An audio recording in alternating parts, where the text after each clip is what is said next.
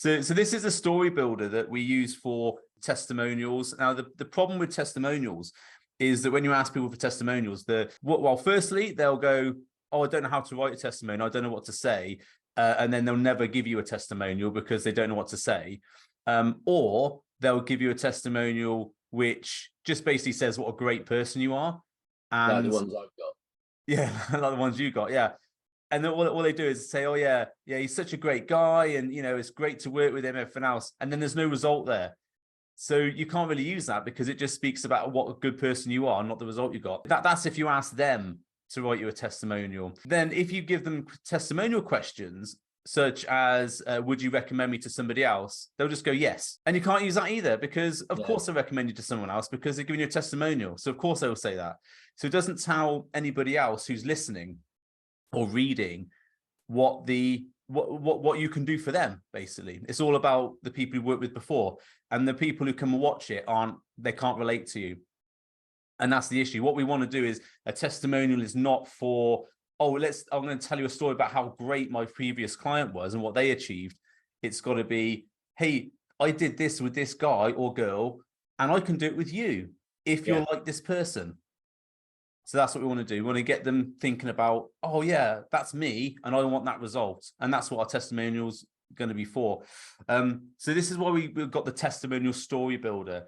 And the problem with testimonial forms, when people give out testimonial forms to their client, it's always like yes or no questions. It's always stuff they can answer in 1 or 2 words. And that doesn't help you build a story. Telling about the struggles they had and all that sort of stuff. So what we want to do is ask them questions which are leading questions, which lead into, not leading into, a false answer, but leading into a story about what they achieved, what the problems they faced, because that then allows us to tell a story to the people that are watching. So we want questions that don't have a yes or no answer. We want questions that will get them thinking about the result they achieved, start talking about their emotions, how they felt, what was the change, how did it change their family, their life, how did they, how are they, what are they going to do for the future? Now their life has changed, what can they achieve in the future? And then we can relate that back to people who are reading. So it helps you when you've got a brilliant result for someone, tell a story to get a brilliant result for somebody else. Okay, all makes sense, yeah? Yeah. Cool. So there's 3 levels here. We've got problem across the top. We've got the process. That's how you worked with them. And then we've got the present, so where they are now. So problem is the past, what they were suffering from. Process is what you did with them, obviously. And then the present is now and then into the future. So how is your coaching transform their life and what they're going to do now that they couldn't do before? And we want to just ask them 3 questions on each. You can put this into a form really easily. I've got a testimonial form like this, and you just ask them the questions. The one thing here is that sometimes if you ask 9 questions, they might run out of imagination or story by the time they get to question 9. So that's the risk you've got to run, unfortunately. But you'll still get a lot of information out of them. And it's important that when you give them these questions, especially if it's on a form, you say, please give as much detail as possible. Yeah. So, helps me to sell my program. Okay. And does that all make sense so far? Yeah. Yeah, no, it makes sense because and it's stuff that I haven't done. I've before I've said, give me a testimonial or whatever, and they'll go on to wherever, Google, whatever in the past. Yeah. And they'll give it, and you don't realize it until someone points it out. They're actually giving a testimony about you rather than your service, what you do. And of course, you're a nice guy, obviously. So these questions are quite self-explanatory. How I've constructed them is the answer we're looking for, we deconstruct into the question. So if we want them to say how wonderful we are, we need to ask a question about, tell me about how wonderful I was. Yeah. So you want to make sure that you're asking the right questions. So, okay. So the first one, very, very important. What was the problem they were facing? If you don't start where they were having this issue, you're never going to get to the end. Where was the story? Where was the arc? You know, you can't tell the story. So very, very, very quickly, what was the problem that you were facing before you started working with me? And I do a lot of time, I do these questions in a video format. So I'll have a Zoom call, record it, and do it with a client. And if you're doing this yourself, just record the whole conversation and then edit out stuff afterwards. So don't be on a performance here. You know, if you're recording it, you can go and edit out anything you don't want really easily. Yeah. So just have it as a conversation, and because some of these questions you'll ask will lead into other things. So something you haven't considered, they'll say, which is a real light bulb moment. You can go, oh, tell me about that. Tell me how that affected your life. You know, all this stuff comes out of this conversation. You want this to be like part of a conversation. So the first thing is, you know, what problem were you facing? You know, and obviously they'll develop the problem. And then importantly, why was this a problem to them? So it's how is that affecting your life? You know, what is it? What did it mean? What could you do? What couldn't you do? You know, what was it stopping you achieving? Yeah. So develop all those questions into it. And then more importantly, we want to know, well, why couldn't they do it themselves? Especially when we're working with like body transformation people, because according to everyone else, it's like, oh, you know, just eat less, move more. It's simple, isn't it? Yeah.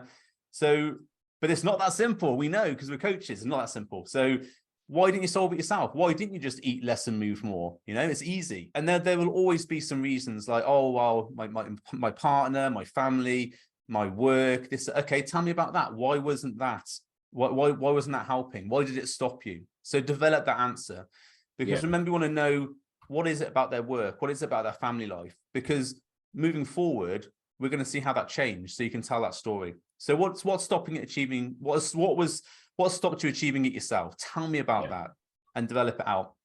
So then once you've established where they were, we then need to talk about the process as to, you know, how you help them transform. So the first thing we want to ask them is, what was different about what we did together and what you did before? So obviously they didn't have a success before, and they had a success with you. So you want to know why. What was different about that?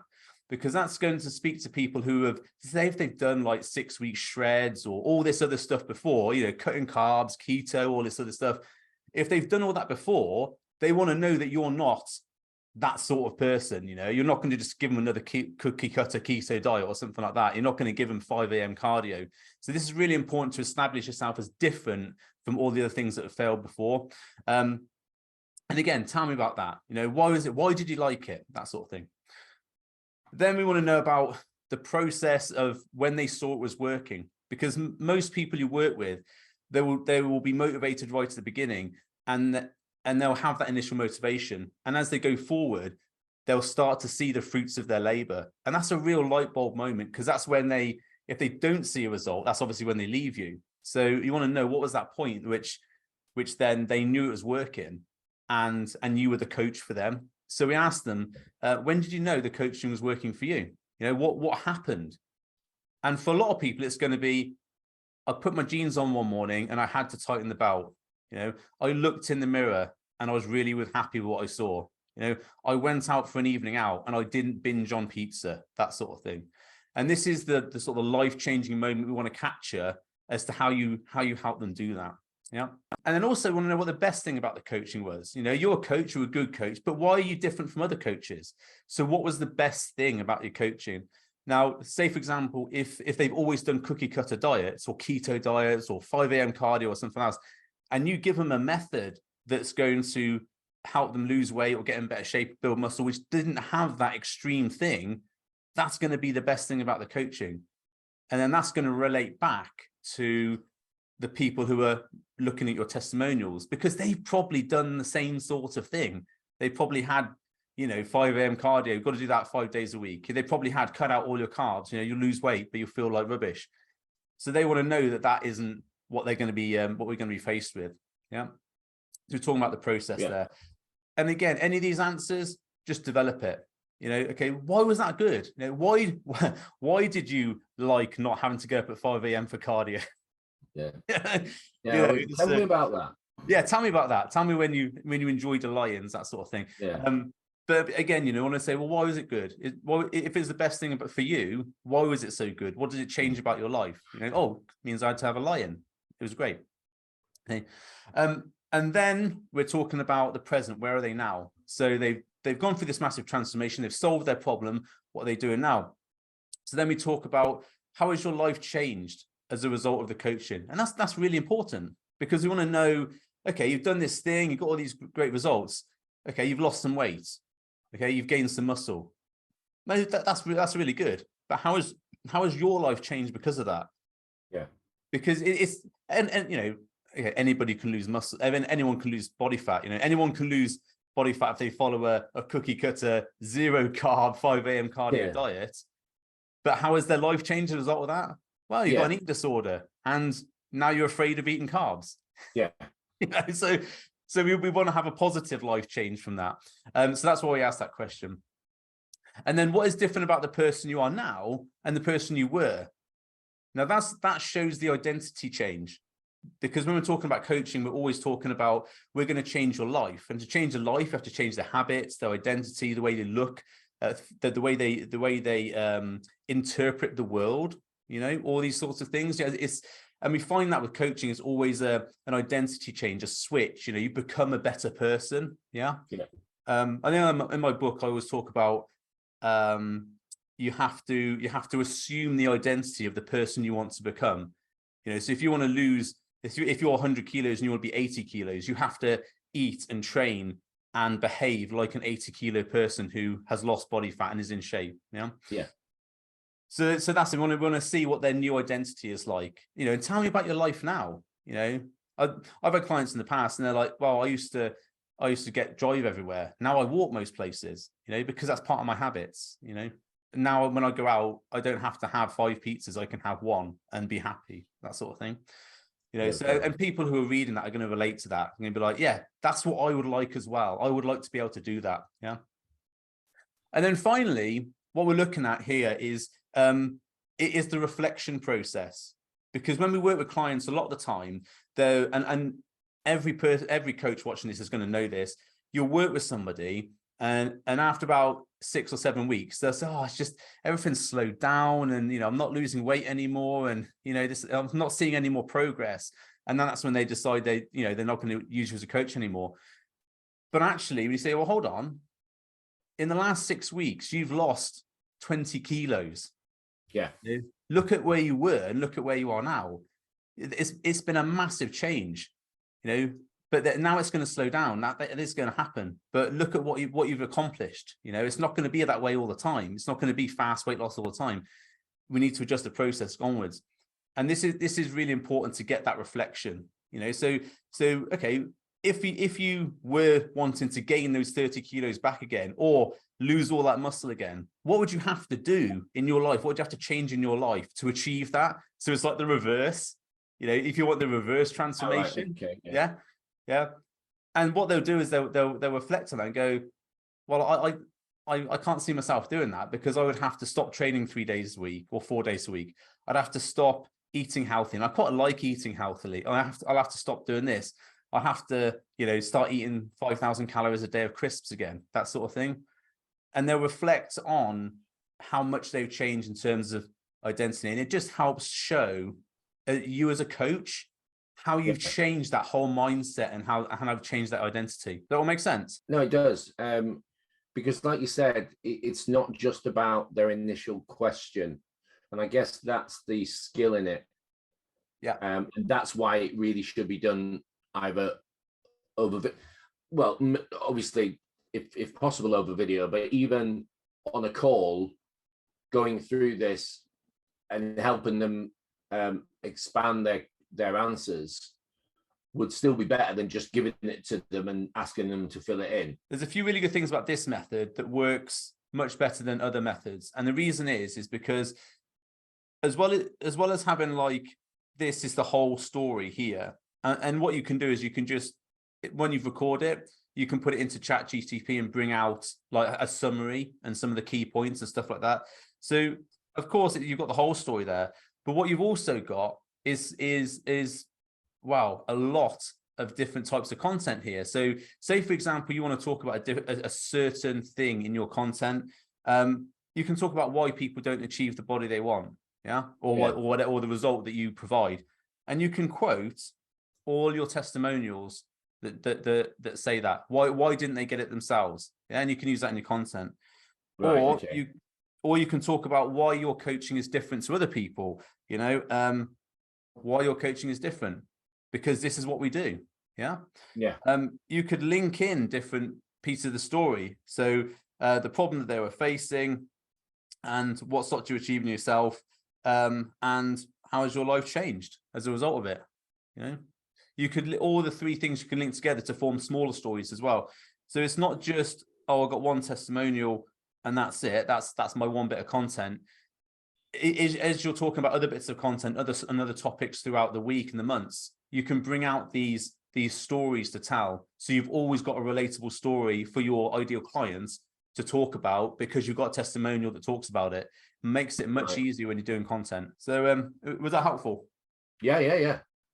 Cool. Loads, mate. It's stuff I don't do, you know, and I only realized I didn't do it when you said, do you know what, Paul, I've looked at your stuff and you put a lot of information out there, but none of it is about what you do. Yeah. You know, as in, like, got these spaces on this program, Gemma did this program, just finished it, this is what Gemma had to say about it, you know, this is what so and so, this is what so and so, push it out. If you were to drop those, for the people who finished, if you were to do that interview with them, and the midterm, which I'll share that with you. I'm still finalizing that. The midterm is basically, how's it going? Yeah. So you've got how it started, how's it going? That's the midterm. How it started, how it ended. That's the testimonial. Yeah. So I'll get the midterm for you. The midterm is about four weeks in. When they're seeing the results and this, that, the other, because the same when you work with a client, sometimes it'll be a 6-month transformation, and people will see that and go, 6 months, that's a long time. But if you say, well, actually, okay, you might end up working with them for 6 months, but if you can show that after 4 weeks, this is the result that they're going to get, or potentially get, because of the midterm testimonial, it's more relatable to people. Well, actually, 4 weeks, I'd like to see that in 4 weeks. You know, I didn't know that was achievable in 4 weeks. So having a midterm testimonial as well as an end of term testimonial is really important there. And it also allows reflection for your client, because if you're working with them for 4 weeks, what I want to do is have a quick chat about how things are going. But it's also, can you feed back to me? How do you think the coaching is going? You know, is there something else you'd like to see? You know, be honest. I'm here to help you. You know, so what have you seen? What results have you got? What's the change you've seen? How is it different? You know, is there anything I can do to improve the coaching for you? You know, do you need anything else? What can I give you? Yeah. Helps feedback and everything else, and then you get improve your coaching program because of it. That's super helpful, to be honest, mate. It's something that I don't do, and I didn't recognize I didn't do. Yeah. To the degree that I don't do it, if that makes sense. You know. I'll start doing it then. Yeah. So yeah. I've got a chip because I've got to go and get Jacob. You've got to go and get Sam. Yeah. All right, mate. I'll catch you up. I'll catch up with you later, all right? Continue the conversation in the car. Speak in a minute. Right, mate. Yeah. All right, mate. I'll speak to you in a minute. Bye.